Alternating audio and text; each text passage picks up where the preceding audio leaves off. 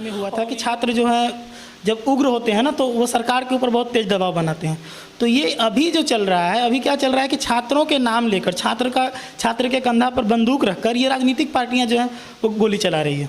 यही हो रहा है। नमस्कार, बोलो जिंदगी, आपका बहुत बहुत स्वागत है। मैं हूं प्रीतम कुमार और आज एक खास विषय पर हमारे साथ चर्चा करने के लिए मौजूद हैं संजय पांडे सर, जो एक रिटायर्ड फौजी भी हैं और पर्यावरण प्रहरी के नाम से पूरे बिहार में मशहूर हैं। पूरे पटना में जगह जगह पर्यावरण के लिए हर असंभव कोशिश वो लगातार करते रहते हैं। सबसे पहले संजय सर, आपका बहुत बहुत स्वागत है हमारे चैनल। जी नमस्कार। सबसे पहले मैं बोलो जिंदगी परिवार को हार्दिक शुभकामना देता हूँ। बहुत बहुत शुक्रिया। और एक विद्यार्थी हैं जो पटना में रहकर अपने कंपटीशन एग्जामिनेशन का तैयारी करते हैं, जिनका नाम है प्रणय जी। प्रणय जी, आपका बहुत बहुत स्वागत है हमारे चैनल में। धन्यवाद बोलो जी। तो आज का जो विषय है वो खास मुद्दा है, क्योंकि पूरा देश जो है वो जल रहा है। अग्निपथ बन चुका है। शहर का, राज्य का और देश का हर पथ अग्निपथ में है, जिसे छात्र कहा जा रहा है और वो छात्र के रूप में जाने जा रहे हैं। और हर स्टेशनों से लेकर के बसों को, कारों को, लोगों के निजी वाहनों को आग के हवाले कर दिया जा रहा है। विषय क्या है? विषय एक गवर्नमेंट की स्कीम है, जो एक आर्मी में रिक्रूटमेंट है, उसकी एक स्कीम है। इसमें कुछ असमंजस हैं छात्रों के मन में अब भी, मगर छात्रों का नाम लेकर के कोई तबाही मचा रखे हैं पूरे शहर में। सबसे पहले हम संजय जी से बात करते हैं कि सर, आर्मी का जो रिक्रूटमेंट होता है, जो ड्यूरेशन होते हैं, उसमें और इसमें क्या अंतर है इस स्कीम में? सर, जैसा कि हम लोग जानते हैं कि समय के अनुकूल और परिस्थिति के अनुकूल जो प्लानिंग है, चाहे वो परिवार की हो अथवा देश की हो, वो हमेशा बदलती रहती है। तो जिस तरह से मैंने ये इस स्कीम के बारे में सुना, तो मुझे ऐसा महसूस हुआ कि कुछ आंदोलनिक भी कमियां होती हैं, त्रुटियां होती हैं, जिसको दूर करना बहुत ज़्यादा ज़रूरी है। और समय के अनुकूल सेना को हाईटेक बनाना बहुत ज़रूरी है। सो पहले क्या था कि एक अंग्रेज़ के समय का बनाया हुआ जो नियम था, ऐसा कभी नहीं महसूस हुआ कि यह नियम कोई सही नहीं है। लेकिन जैसा कि सुनने में आ रहा है कि पहले जो सेना में जो स्ट्रेंथ की भर्तियां होती थी, उसके अपेक्षा अभी जो स्ट्रेंथ है उसको बढ़ाया जा रहा है। जैसे मान लीजिए कि अगर साल में 2000 भर्तियां हो रही हैं, तो अभी सुनने में आ रहा है कि 4 से 5000 संख्या में भर्तियां होंगी। और इसमें उस क्वांटिटी में सरकार तो रख ही लेगी जिस क्वांटिटी में ऑलरेडी भर्तियां हुआ करती थी। और आज के जो युवा हैं, जिस तरह से स्किल डेवलपमेंट के लिए या किसी विशेष कोर्स के लिए वो अन्य प्रकार की शिक्षाएं या कलाएं अर्जित करते हैं, तो उसी रूप में सरकार ने ये एक योजना बनाया है। सरकार के इस योजना पे कई तरह की मतलब पॉइंट्स हैं, उस पर वो और भी आगे मंथन कर रही है कि हम युवा, मतलब सबसे पहले कि जो सेना है, वो सेना में बहुत सारे एजेड सैनिक भी हैं। तो फर्स्ट ऑफ ऑल वो ये प्रयास कर रहा है कि हम पूरी तरह सेना को युवा बना दें। जैसे कि ये सेना को जवान के रूप में एक जाना जाता है कि यह देश का जवान है, तो वास्तव में वो जवान हो। और उसके बाद जिस तरह से जो हमारे युवा हैं, उन मैक्सिमम युवा को एक सेना के जो प्रशिक्षण है वो दिया जाए। इससे क्या होता है कि एक सैनिक को डिसिप्लिन और प्लस जो हेल्थ के विषय में वो काफ़ी मतलब डेवलपमेंट उनके अंदर में आएगा। और प्लस सेना के बारे में जो ज़मीनी जो जानकारियां हैं, जो अच्छाइयां हैं, जो बुराइयां हैं, जो परेशानियां हैं, जो चुनौतियां हैं, वो भी उनको आंखों देखी मिले। और प्लस हमारे जो सेना, उसको रिटायर नहीं कहा जाता है 4 साल के बाद। वो सेना के बाद अगर वो आते हैं सिविल में, एक सिविलियन के रूप में आते हैं, तो उनके साथ बहुत सारी ऐसी हो सकता है सुविधाएं हो। जैसे कि मान लीजिए आज भी एक सर्विसमैन जो आते हैं, उनको कई ऐसे सिक्योरिटीज गार्ड है या कोई मतलब अधिकारी का भी कोई स्थान है, बहुत सारी कंपनियां हैं, जो टाटा हो, टेल्को हो, रिलायंस हो, हर जगह एक सर्विसमैन का डिमांड है, तो वो तो रहेगा ही। और इसमें ये होगा कि अगर उनका एज बचा हुआ है तो जो 10% आरक्षण की जो बात हो रही है, तो इससे वो अपना एक नया कोई रास्ता और नया कोई सपना पूरा कर सकते हैं। चलिए, अब मैं यहाँ पे आपको रोकूंगा, क्योंकि मुद्दा जो है आगजनी का मुद्दा हो या फिर जो उपद्रव का मुद्दा हो, मुद्दा बस ये है कि ये सेवा जो है सरकार सिर्फ महज 4 साल ही क्यों ले रही है? सर, ये सबसे पहले तो हमें ये समझना होगा कि सरकार में कौन से मतलब किस विचारधारा के लोग वहाँ बैठे हुए हैं, तो ये समझना बहुत ज़रूरी है। जैसे हमें घर में अपने गार्जियन के विषय में ये समझना ज़रूरी है कि हमारे गार्जियन की मानसिकता क्या है, उनका सोच क्या है। तो मुझे ऐसा लगता है, मैं कोई एक्सपर्ट तो नहीं हूँ इस विषय में, तो ऐसा लगता है कि उनका जो प्री प्लान है वो बहुत ही बेहतर है, क्योंकि ये मेरा ओपिनियन है। बेहतर इस लिहाज से है कि अगर वो 4 साल सेना का जो ट्रेनिंग दे रहे हैं, तो इससे क्या होता है, जैसे चाइना में है कि हर युवा को एक सैनिक का ट्रेनिंग लेना है। आपको मैं याद दिलाना चाहूँगा कि जो हमारे एनसीसी है, जो सबसे लास्ट जो सेना का अंग है, उसमें सरकार का और करोड़ों रुपया, अरबों रुपये का खर्च है सेना का। लेकिन आप थोड़ा सा पीछे में सोचेंगे कि अगर देश में भगवान न करे कोई ऐसी विपत्ति आ जाए, तो लास्ट में एक युवा को यानी एनसीसी को भी उसमें इस्तेमाल किया जा सकता है। ये मैं बताना चाहूँगा, ये भी एक सेना की थॉट है। और आप जैसा कि जानते हैं कि जो ऐसा विपत्ति कोई समय आता है, तो हमारे जो युवा हैं वो वॉलंटियर बन के भी सेना के लिए और देश की सुरक्षा के लिए काम करना चाहते हैं। चलिए, अब हमारे सहयोगी प्रणय हमारे साथ हैं। प्रणय, आप एक स्टूडेंट हैं और अब हमें ये चीज़ बताइएगा कि एक विद्यार्थी जब आंदोलन करता है अपनी मांगों को लेकर के, तो क्या आंदोलन में उपद्रव को शामिल करना ज़रूरी है? नहीं, कोई भी आंदोलन विद्यार्थी का हो या फिर किसी भी तरह के सरकार के अगेंस्ट अगर आंदोलन हो रहा है, तो उसका सबसे पहला है कि सरकार से बात करने की कोशिश करना चाहिए। उपद्रव कहीं से भी किसी के भी हित में नहीं है। और अगर सरकार ना भी करने को, बात करने को मंजूर नहीं भी है, तो अगर आप आंदोलन करते हैं तो आंदोलन का तरीका क्या ये सही है? नहीं, आंदोलन का ये तरीका बिल्कुल नहीं सही है। अगर मतलब आंदोलन करना भी है और सरकार के ऊपर बहुत ज़्यादा दबाव भी बनाना है, तो सड़क जाम वगैरह हो या चक्का जाम जो भी हो, इसका एक अभी जो हिंसक रूप दिया गया वो नहीं होना चाहिए। उसके जगह पे चाहिए कि लोग सत्याग्रह करें शांतिपूर्ण रूप से। जो सरकारी काम वगैरह है उसको बाधित करना भी कहीं हद तक सही नहीं है, लेकिन जब जनता को ऐसा लगे कि अब सरकार हमें बहुत ज़्यादा दबा रही है, तब जाके ये एक्शन लेना चाहिए। तो अगर आप मुझे ये बता दीजिए कि इस स्कीम में ऐसी कौन सी चीज़, कौन सा पॉइंट आपको नागवार गुजर रहा है जिसके कारण ये आंदोलन हो रहे हैं?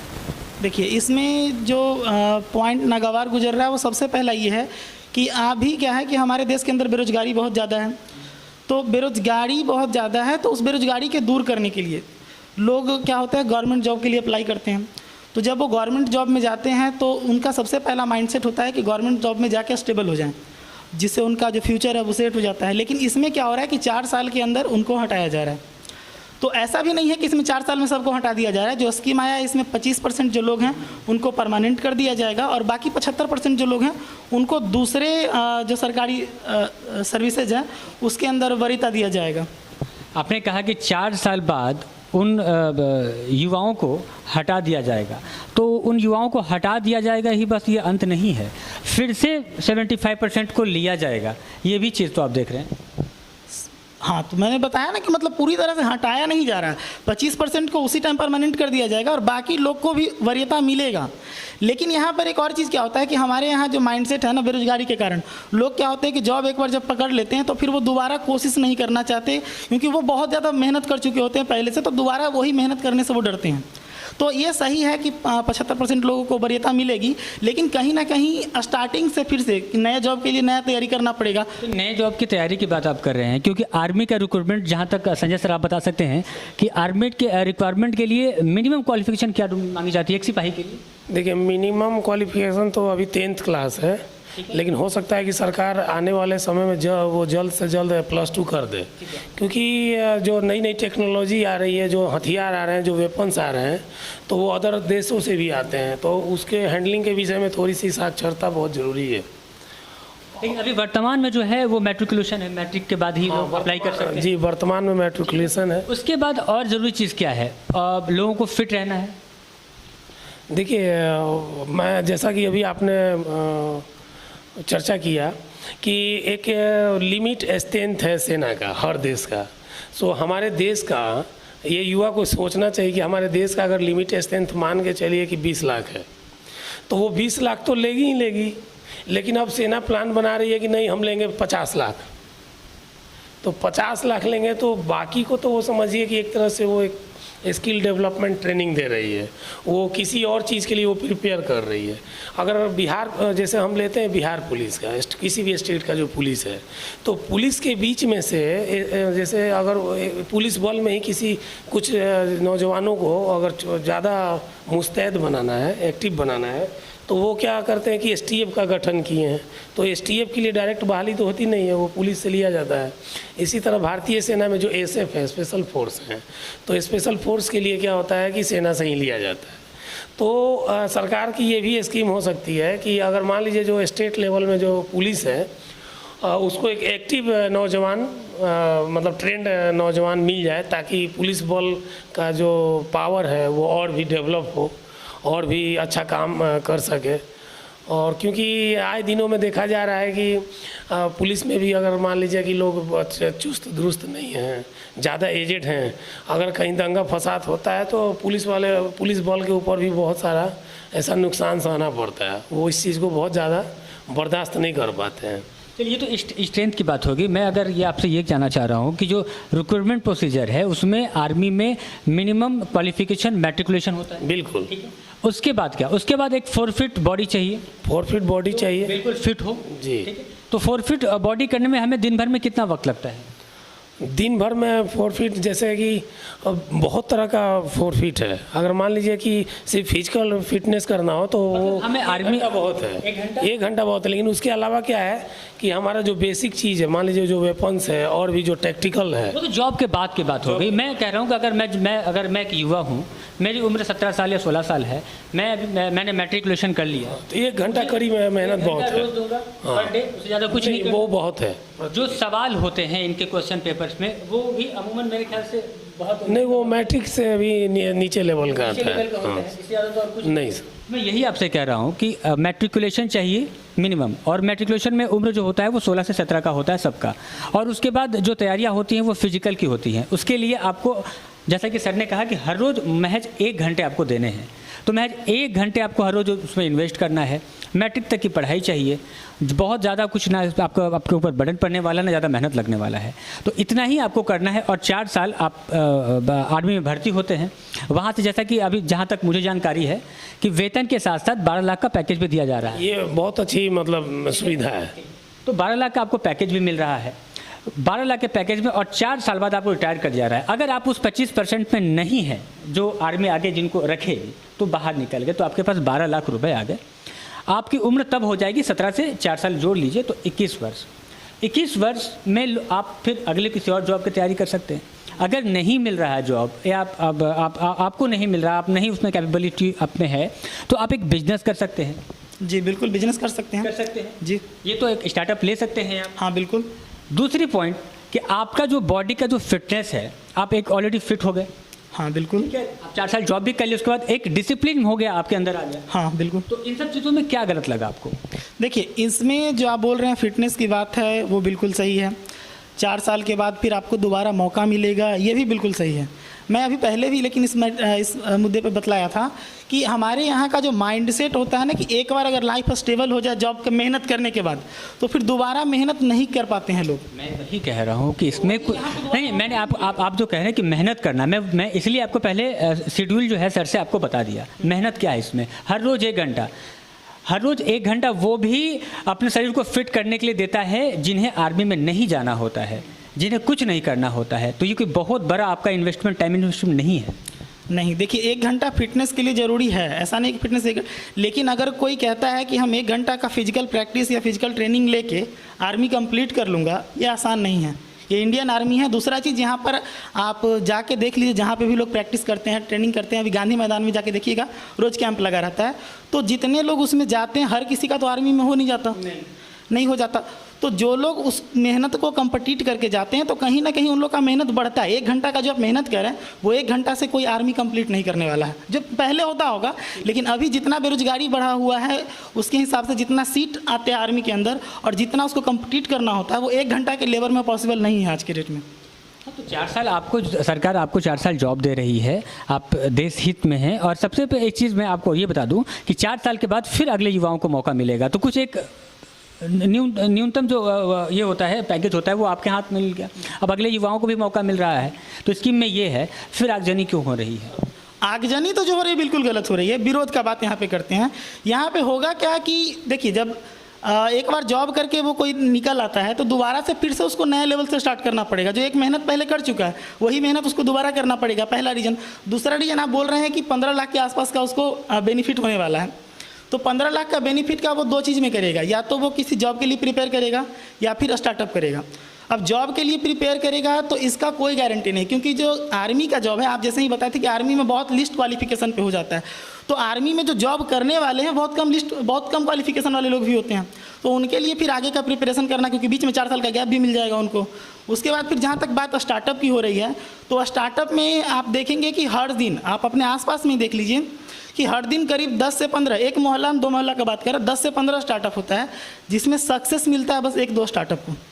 तो यहाँ पर जो सिक्योरिटी पहले मिलती थी कि परमानेंट जॉब है और उसके बाद लाइफ सेट हो जाएगा, वो यहाँ सिक्योरिटी नहीं मिल रही है। मतलब कहीं ना कहीं आप इनसिक्योरेंस को लेकर के ये सारा बवाल काटा जा रहा है कि हम सिक्योर नहीं है महज 4 साल के लिए। सर देखिए सर, ये हमारे युवा जो हैं वो 2 चीज़ भूल रहे हैं।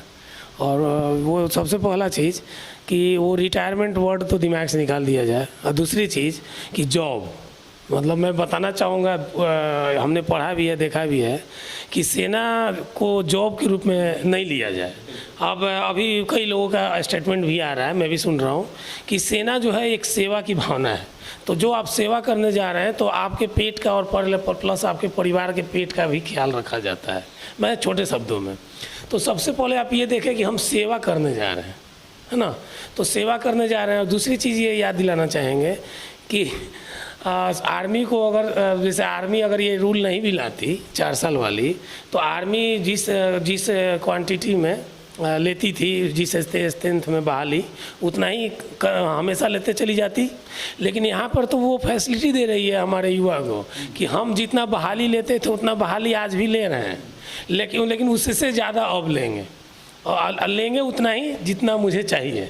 तो उसमें ये होगा कि और भी जो चुस्त दुरुस्त जो उस बीच में जो होंगे, जैसे कि हमने आपको एसएफ का एक उदाहरण दिया था कि सेना के बीच में से ही एसएफ का ट्रेनिंग दिया जाता है, और उसमें से भी जो सबसे चुस्त दुरुस्त हैं उनको रखा जाता है ना। तो उसी तरह से जो जहाँ पे बहाली होना चाहिए 20,000 लोगों का, अगर 50,000 का हो रहा है उसमें से 25% रखा जा रहा है, मतलब कि ये जनता को भी एक भरोसा आता है कि जो सेलेक्टेड पर्सन है वो काफ़ी, हमारा जो जवान है वो काफ़ी हेल्दी है, काफ़ी मतलब ट्रेंड सोल्जर है। तो ये थोड़ा सा वो लोग की तरफ से ये ध्यान भटक जा रहा है कि मैं तीसरी बार यही चीज़ बोलूँगा कि अगर उनको चाहिए 20,000 सैनिक, अब वो ले रहे हैं 50,000, मतलब वो 30,000 को 4 साल का एक रोज़गार दे रहे हैं, एक ट्रेनिंग दे रहे हैं, उसके बाद पैकेज दे रहे हैं, और प्लस भी उसके फ्यूचर के लिए एक व्यवस्था, मतलब एक सुविधा दे रहे हैं कि आप किसी अन्य जॉब में जाते हैं तो वहाँ पे आपकी प्रायोरिटी पहले देखी जाएगी कि आप 4 साल आर्मी का ट्रेनिंग ले चुके हैं तो आपका डिसिप्लिन अच्छा होगा, आपका फिजिकल अच्छा होगा, है ना, आप सेना और देश के बारे में जानते होंगे इत्यादि। चलिए, ये सवाल मेरा आपसे था, लेकिन बिना सवाल के ही आपने ये जवाब दिया, क्योंकि मैं भी जानना चाहता था कि एक रोजगार जिसे कहते हैं और एक आर्मी, दोनों में कितना फ़र्क है। क्योंकि देखिए सर, जैसे आज भी लोग बोल रहे हैं कि आपको अगर नौकरी करना है तो सिर्फ सेना के भरोसे से ही देश नहीं चल रहा है, तो अन्य नौकरी में आप जाइए। लेकिन जब सेना की तरफ आप टर्न होते हैं, जब उधर ध्यान आकर्षित करते हैं, तो आप थोड़ा पहले सेवा की तरफ जाइए, क्योंकि सेना में नौकरी करना एक त्याग, एक बलिदान की भावना ले करके जानी पड़ेगी, है ना। ये नहीं, कोई नहीं बोल रहा है कि आप त्याग और बलिदान मतलब कि आपको 1 रुपया नहीं मिलेगा आप कीजिए, मतलब ये तो बोनस पॉइंट है कि उसके बावजूद भी हमारी और हमारे परिवार की सुरक्षा भी सरकार और सेना देख रही है। तो संजय जी, आप ये चीज़ बताइए कि क्या ऐसे लोगों में देश के प्रति सेवा और त्याग का भाव हो सकता है जो किसी परिवार की चिंता ना करें, उन परिवारों को स्टेशनों पर तड़पते छोड़ दें, ट्रेनों में आगजनी कर दें, एक निजी जो लोन पर लेकर के वो अपना जो एक वाहन है माल ढोने वाला चालक, उसका गाड़ी चला देता है वहीं का वहीं, उसकी EMI देने अब कौन जाएगा कोई ठीक नहीं है। मैं कल की बात बता रहा हूँ, जिस वक्त ये हंगामा हो रहा था, बहुत सारे ऐसे गाड़ियां थी जो EMI और लोन पे चल रहा है, वो गाड़ी जला दी गई। सर ये मेरे ख्याल से ये देश की जनता काफ़ी अस्वस्थ हो चुकी है, मतलब समझ चुकी है कि जो आगजनी और जो दंगा वाली जो चीज़ें होती हैं वो सब्जेक्ट से रिलेटेड ना के बराबर है ना। मुझे ऐसा लगता है कि जिसका कोई एज नहीं है, जिसका सेना में बहाली होने से कोई लेना देना नहीं है, वो दंगा में शामिल है ना। और दूसरी चीज़ कि अगर जो युवा का एज बचा हुआ है वो आर्मी में जाना चाहता है, उसका लक्ष्य एकदम पक्का है, वैसा युवा रोड पे कभी नहीं आएगा। और युवा को क्या है कि थोड़ा सा गार्जियन को, वहाँ के जो वार्ड पार्षद होते हैं, जो मुखिया होते हैं, उनको एक इकट्ठा करके युवा को मोटिवेट करना चाहिए, बताना चाहिए कि युवा को उस चीज़ का समझ उतना नहीं होता है, वो जो चीज़ सुनते हैं बस चल देते हैं, है ना। क्योंकि वो पढ़े लिखे भी कम होते हैं और ऐसा कुछ नहीं है कि उनकी मानसिकता कोई ख़राब है, बस वो वही होता है कि अगर कहीं पे कोई हल्ला हुआ तो उसी में वो भी शामिल हो गए। लेकिन ये जो ट्रेन जलाना, जो सरकारी संपत्ति का जो नुकसान पहुंचाना, और हम जनता हो करके जनता को परेशान करना। सरकारी संपत्ति जो बार बार कही जाती है ना, सरकारी संपत्ति, एक्चुअली सरकारी संपत्ति क्या है, किसका है ये सरकारी संपत्ति? एक्चुअल संपत्ति तो हमारी है, ये आपकी संपत्ति, ये मेरी संपत्ति, सरकार हैंडलिंग करती है ना। संपत्ति सरकार की नहीं, दूसरी चीज़, आदमी सरकारी संपत्ति इसलिए बोलता है कि वो दंगा में लोग सरकारी संपत्ति जलाने पे ज़्यादा ध्यान देते हैं। ऐसा लगता है कि सरकारी संपत्ति जलाएंगे तो ज़्यादा इफेक्टेड होगा, है ना। तो सरकारी मतलब पुलिस की गाड़ी जला दी है, सरकारी बस जला दी है, तो ये सब ठीक नहीं है। हमारे युवा का जो भी, खास करके बिहार का भी युवा का जो सोच है वो बहुत मतलब इंडिया में माना हुआ है, वो बहुत पॉजिटिव सोच है। और कहीं ना कहीं वो किसी के बातों में आ जाते हैं, उनका प्रदर्शन करने का पूरा अधिकार है।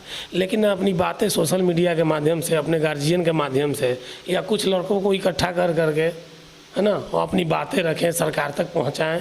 ये मतलब एक सिस्टमेटिक तरीके से अपनी बात को रखें और बाकी किसी के बहकावे में ना आए। और आप किसी भी आदेश का जो ये है वो पूरा उस पर मंथन करें, उसका DNA करें, उसमें विचार करें, इसकी कमी और खामियां दोनों का। एक तो मान लीजिए हम कम पढ़े लिखे हैं, उसके बावजूद भी अगर हम नहीं भी उतना सक्षम हैं तो हमारा सेना में 4 साल के लिए भी नौकरी लग गया और 4 साल में हमें अच्छा तनख्वाह भी मिला, आने के बाद सरकार पैकेज भी दे रही है। और एक जो भविष्य निधि बोला जाता है, तो उसी तरह से लाइक डेट भविष्य निधि वो प्राइवेट तथा मतलब सरकारी तथा गैर सरकारी संस्थानों में कुछ आरक्षण प्रोवाइड कर रही है। तो सिर्फ नेगेटिव ना सोचें, पॉजिटिव भी सोचना जरूरी है। हालांकि ये फाइनल स्टेज पे अभी नहीं है, अभी अधिसूचना आना बाकी है, आने के बाद ही कोई डिसीजन लेना चाहिए। चलिए, बहुत बहुत धन्यवाद, आपने सारी चीज़ों को तमाम विस्तार से हमें समझाया। एक आखिरी सवाल कि क्या जो छात्र हैं, जो छात्र नज़र आते हैं या लिखे जाते हैं अखबारों में कि ये उपद्रव में छात्र शामिल हैं, क्या कितने प्रतिशत आपको छात्र लगते हैं? देखिए, ये तो बार बार सामने भी निकल के मतलब आ जाता है कि अगर मान लीजिए कि किसी एक कस्बे में कोई दंगा हो रहा है तो उस किसी और कस्बे के लोग वहाँ पे भर्ती होने योग्य जो जो स्टूडेंट्स हैं, ऐसा नहीं लगता है कि वही सिर्फ उस दंगा में है, मतलब और भी कोई लगता है कि असामाजिक तत्व उसमें शामिल हैं। सो ऐसा नहीं होना चाहिए, क्योंकि हमारा परिवार, हमारा समाज, हमारा जो बिहार है, हमारा जो राज्य है, उसका ख्याल रखना चाहिए और हमेशा पॉजिटिव सोचना चाहिए। चलिए, आखिरी सवाल आपसे भी लेते हैं कि आप छात्रों के साथ ये जो दंगाई जो रहते हैं, जो आपको, हालांकि छात्र ही कहा जाता है उन्हें, तो आप कितना इससे स्वीकार करते हैं कि ये तमाम लोग छात्र ही होते हैं? नहीं, ये लोग छात्र नहीं होते। ऐसा हुआ है क्या, पहले घटना जैसे कर्पूरी जी के टाइम में हुआ था कि छात्र जो है जब उग्र होते हैं ना तो वो सरकार के ऊपर बहुत तेज दबाव बनाते हैं। तो ये अभी जो चल रहा है, अभी क्या चल रहा है कि छात्रों के नाम लेकर, छात्र के कंधा पर बंदूक रखकर ये राजनीतिक पार्टियां जो हैं वो गोली चला रही है, यही हो रहा है। तो हम सभी छात्रों से रिक्वेस्ट करेंगे कि इस मामले को पहले अच्छे से समझें उसके बाद फिर इस पे कोई प्रतिक्रिया दें। अभी अधिसूचना आई नहीं है, अधिसूचना का इंतज़ार करें। कुछ निगेटिव दो मैंने बताया कि 2 फैक्टर्स है निगेटिव जिससे असंतोष है, तो मुझे भी नहीं लगता कि ये इतना बड़ा निगेटिव फैक्टर है। अगर इससे असंतोष की भावना है भी तो विद्यार्थियों को चाहिए कि वो सरकार तक अपनी बात को रखें तो उनके लिए सुविधाजनक हो जाए। चलिए, बहुत बहुत धन्यवाद हमारे सहयोगी प्रणय का और संजय पांडे सर का। आप दोनों का बहुत बहुत शुक्रिया इस मसले पर, इस मामले पर चर्चा करने के लिए। और हमारे जो भी विद्यार्थी हैं उनसे हम भी और बोलो की निवेदन करते हैं कि अपनी अगर कोई भी आपकी शिकायत है, अगर आपको आंदोलन करना है तो वो शांतिपूर्वक करें। आम लोगों का, राहगीरों का, महिलाओं का, बच्चों का ख्याल करें। हमारे घर के महिला और आपकी महिला भी सड़कों पर होती हैं, तो किसी तरह से उपद्रवी माहौल ना बनाए, शांतिपूर्वक अपना आंदोलन रखकर सरकार के सामने बातें करें। बहुत बहुत शुक्रिया आप तमाम लोगों का।